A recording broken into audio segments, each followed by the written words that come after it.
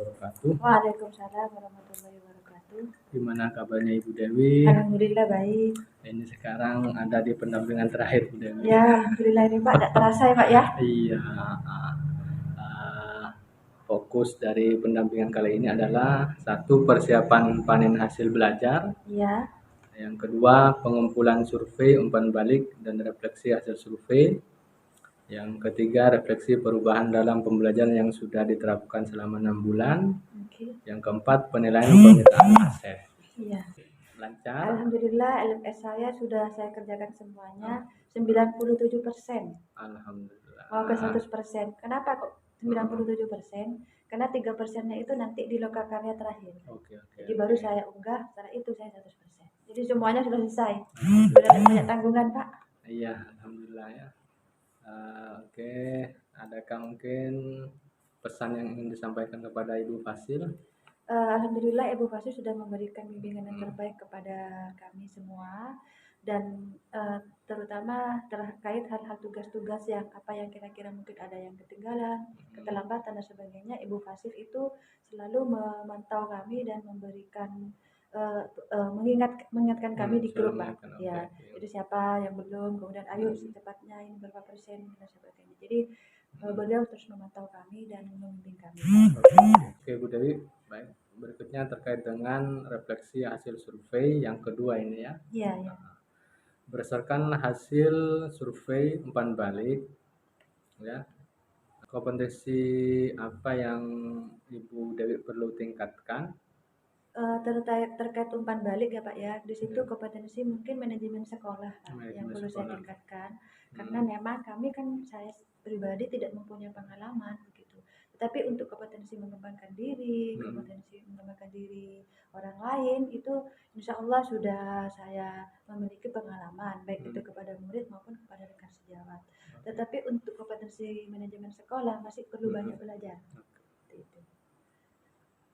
Berikutnya terkait dengan kepala sekolah, hal apa yang perlu ditingkatkan atau kurang baik dari umpan balik tersebut Bu Dewi? Dari umpan balik tersebut mungkin yang perlu ditingkatkan itu terkait bagaimana saya harus bisa berkolaborasi lagi dengan, terutama dengan rekan sejawat, karena kepala sekolah mendukung dengan sepenuhnya, karena mungkin kendalanya dari segi waktu ya Pak ya. Jadi ketika saya seperti sekarang saya mau Bapak tadi akan memanggil siapa sih kira-kira guru yang bisa ini, ternyata mengawasi semua, ada jadi panitia dan lain sebagainya. Mungkin terkendala waktu gitu Pak. Itu dari kepala sekolah. Berikutnya dari teman sejawat. Ya, dari teman sejawat itu saya ingin ada setidaknya kami sama-sama mempunyai visi yang sama, terutama dalam kurikulum merdeka ini dan berpihak pada murid. Itu intinya Pak. Seperti itu. Umpan balik dari murid gimana yang paling? Umpan balik dari murid, alhamdulillah setelah saya lihat yang di P6 ini, P6 itu anak-anak sudah di situ sering, kemudian continue gitu. Jadi banyak yang sudah seperti itu. Jadi dari dibandingkan yang sebelumnya umpan balik sebelumnya. Jadi ada peningkatan. Ada peningkatan. Iya. Peningkatan dengan yang pertama. Iya. Oke. Apa rencana Ibu Dewi ke depannya untuk dilakukan mengenai kompetensi guru penggerak yang harus Ibu miliki terkait dengan manajemen sekolah tadi? Untuk manajemen sekolah mungkin saya harus banyak belajar kepada kepala sekolah, kemudian kepada wakasek, terutama di sekolah ini, wakasek kurikulum, wakasek sarpras, humas. Jadi saya harus banyak belajar kepada mereka yang sudah berpengalaman, terutama juga kepada kepala sekolah lain selain di kepala sekolah di SMA 1. Oke. Artinya tidak bisa langsung instan ya, Iya. harus ada gesekan dari yang senior. Betul. Siapa saja yang akan Ibu libatkan untuk meningkatkan kompetensi guru penggerak yang harus Ibu miliki? Yang akan saya libatkan untuk meningkatkan kompetensi guru penggerak itu yang pertama adalah kepala sekolah, jelas itu Pak, karena itu butuh dukungan. Kemudian yang kedua adalah rekan sejawat, karena itu yang membantu kami untuk membuat ekosistem sekolah yang baik. Kemudian tenaga kependidikan, kemudian murid, serta wali murid. Jadi ada 5 Pak. faktor yang sangat menentukan dan mendukung. Iya, betul. Oke. Berikutnya terkait dengan perubahan dalam pembelajaran. Setelah Ibu Dewi menjalani 6 bulan pendidikan guru penggerak, perubahan apa yang Ibu Dewi rasakan yang berkaitan dengan kompetensi Ibu sebagai guru yang paling dirasakan? Yang paling saya rasakan adalah perubahan mindset. Itu yang terpenting. Karena dengan kita memiliki perubahan mindset tentang bagaimana kita berpihak pada murid, maka otomatis itu akan mengembangkan diri kita bahwasanya oh ternyata yang selama ini saya berpusat pada guru, yang berpusat kepada ya menyampaikan murid. Jadi saya benar-benar berubah. Ternyata ini yang saya dapatkan di pendidikan guru penggerak. Perubahan mindset itu. Bahwa pendidikan itu pusatnya sama murid ya, Bu? Iya, betul. Oke, berdasarkan yang Ibu alami, perubahan apa saja yang terjadi pada diri murid Ibu setelah Ibu menjalani program 6 bulan ini?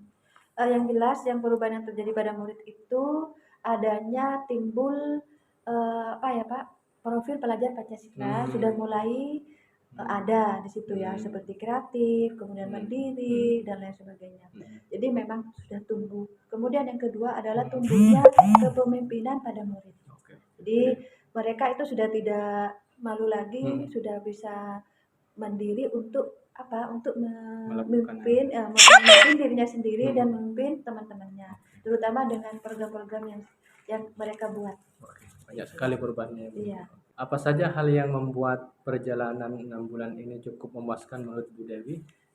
Yang perjalanan cukup memuaskan itu ketika saya apa ya, visi sekolah dengan visi saya sebagai guru penggerak itu benar-benar relevan dan itu sudah dilakukan pada 6 bulan ini. Jadi visi kami ini benar ternyata visi saya sebagai guru penggerak dan sekolah itu relevan sehingga berjalan seperti itu.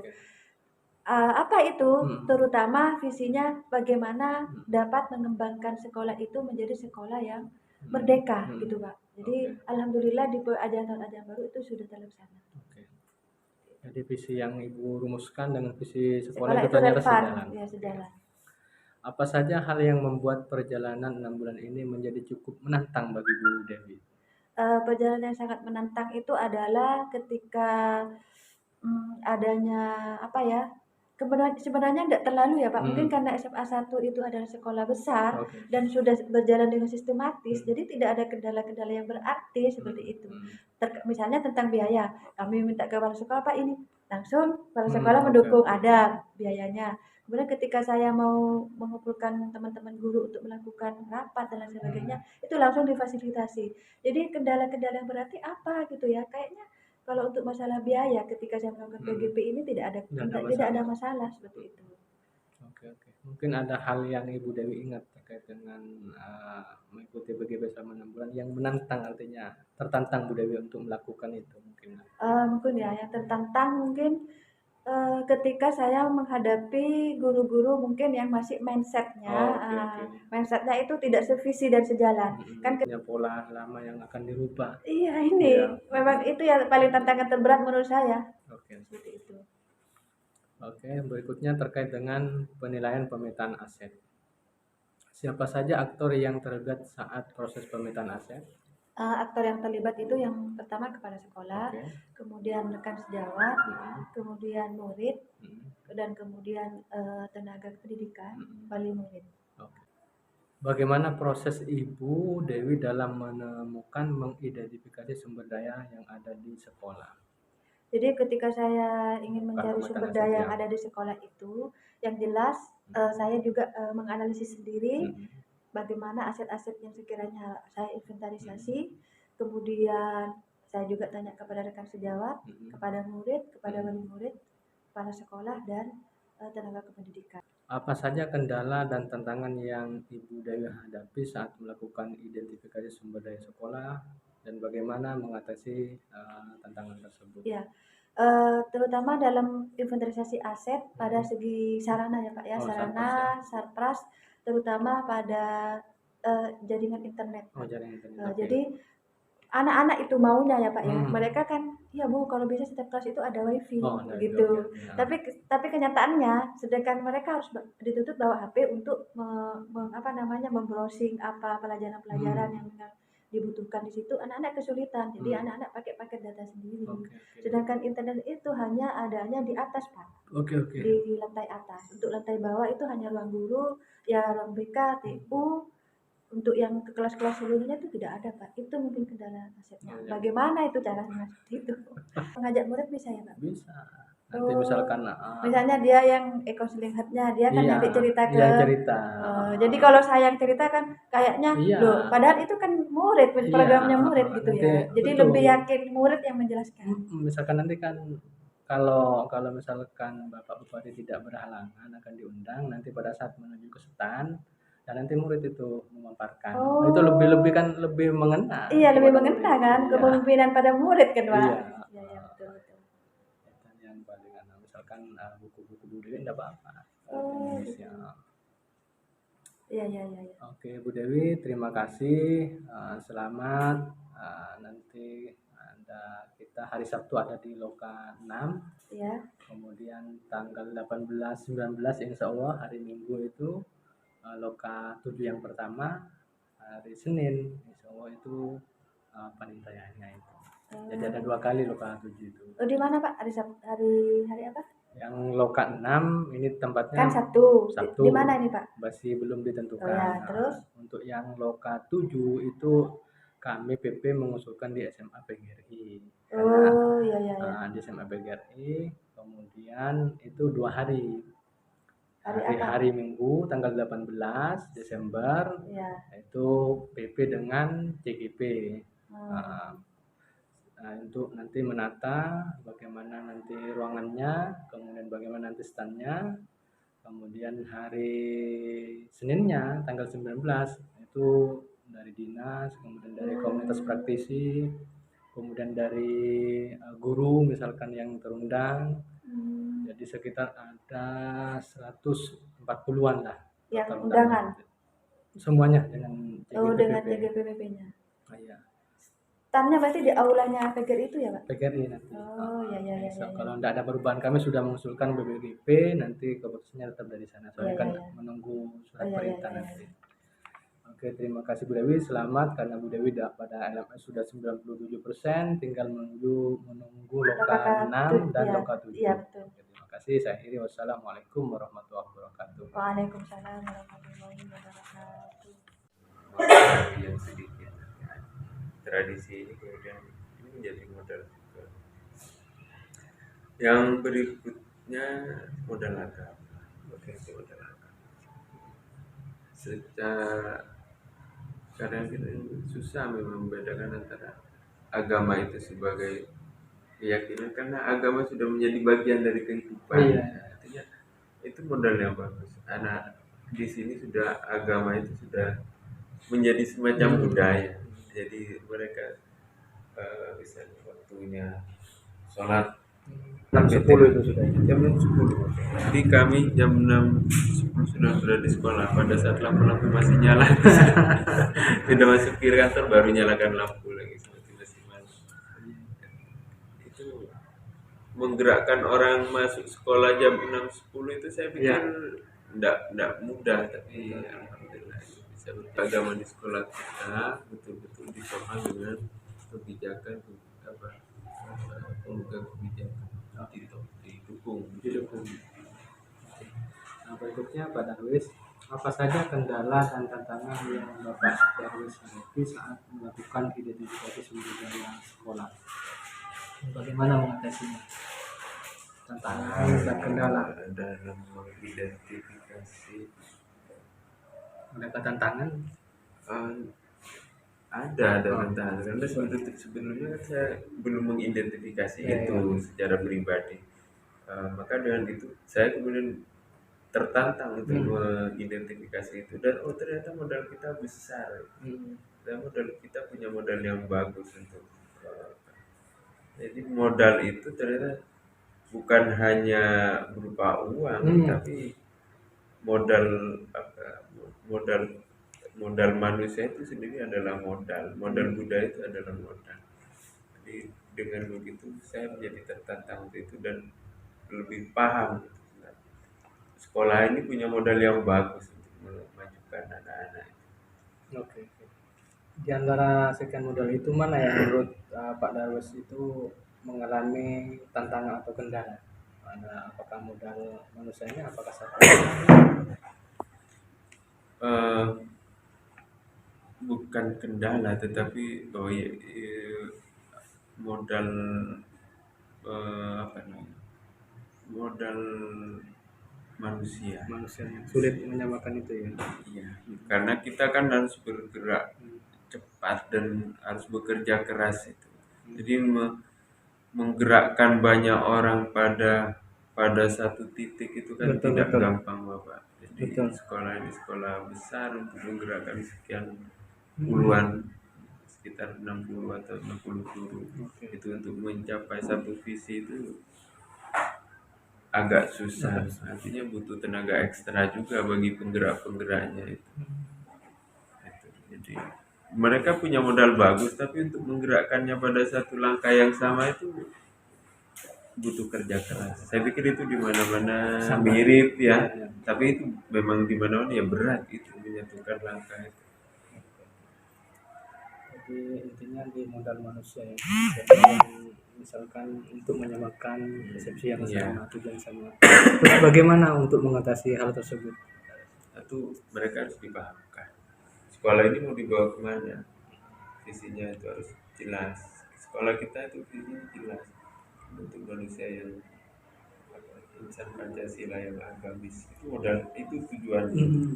Jadi Pancasila ditekankan, padahal agamis itu sudah di Pancasila sudah include ya, tapi ditekankan lagi untuk menguatkan bahwa betul-betul ingin mencetak anak-anak yang religius, kemudian unggul dalam akademik dan akademik. Itu yang harus dipahamkan. Jadi setiap orang itu harus paham sekolah kita itu arahnya kemana. Baru setelah itu untuk mencapai itu. Komunikasi itu penting. Komunikasi itu perlu dipahamkan setiap orang bahwa kita ini arahnya dan langkah-langkah yang untuk mencapai itu ini loh, termasuk BTH itu untuk mencetak anak-anak yang religius itu, yang Pancasilais sekaligus religius. Berikutnya, bagaimana perasaan Pak Darwis ketika berhasil mengidentifikasi sumber daya sekolah? Rasanya bagaimana? Ada hal baru. Saya kemudian dengan itu mengetahui bahwa ini loh potensi kita yang harus kita gabungkan menjadi satu kekuatan yang bareng-bareng untuk mencapai sekolah kita, mencapai visi misinya. Sementara yang lain harus diperbaiki, yang itu juga harus kita tingkatkan untuk menambah semangat saya, semangat baru sendiri, semangat yang stakeholder sekolah sebenarnya juga. Dengan begitu ternyata potensi kita bagus. Berikutnya, apa pertimbangan Bapak Darwis dalam menentukan sumber daya sekolah? Pertimbangan yang pertama, Pak Darwis. Satu Dalam menemukan sumber daya sekolah yang merupakan aset sekolah ini. menentukan sumber daya sekolah yang merupakan ternyata ini aset sekolah yang apa pertimbangannya? Pertimbangan artinya penggunaan yang ini yang punya bisa dijadikan modal nilai lebih dan oleh sekolah untuk digunakan untuk mencapai visi ini loh ternyata, untuk menopang kita lebih cepat bergerak ini loh. Itu pertimbangan. Jadi efek manfaatnya. Iya. Manfaat kepada sekolah yang dalam memudahkan mencapai visinya, mengakselerasinya. Oke. Terakhir Pak Darwis, apakah terdapat hal lain yang dapat dijadikan sumber daya sekolah yang belum Bapak Darwis temukan dalam proses yang sudah berlangsung? di sekitar ini yang merupakan hal yang bisa dijadikan sumber daya sekolah. Selain setelah dirumuskan tadi, ada hal lain. Satu, kita punya anak-anak yang tinggal perkotaan. Artinya secara pendidikan, secara keluarga mereka berasal dari keluarga yang sadar. Yang kedua, Terkait penempatan lingkungan, mungkin lingkungan sekitar ternyata ya kerjasama dengan iya betul. itu, Kita punya dekat dengan ini, kepala desa dengan secara personal karena mereka alumni ya, jadi mendapatkan dukungan yang bagus. kerjasama dengan lingkungan sekitar. Kepala sekolah apa tapi ya kan yang sebelah sana balainya bisa semua. Jadi kalau misalnya kita artinya sekolah kita itu tidak menjadi eksklusif di daerah. Misalnya kita berbagi zakat dengan mereka, kemudian tidak membuat sekitar sebelah sana. Dan mereka juga mendukung kegiatan sekolah. Jadi hubungan yang baik antara kita dengan lingkungan menjadi hubungan yang bagus. Terima kasih Pak Darwis waktunya. Semoga nanti Pak Darwis bisa meneruskan dari langkah kerja dari Ibu Dewi. Terima kasih atas waktunya dan kesempatannya. Mohon maaf kalau ada kesalahan. Jadi, wassalamualaikum warahmatullahi wabarakatuh.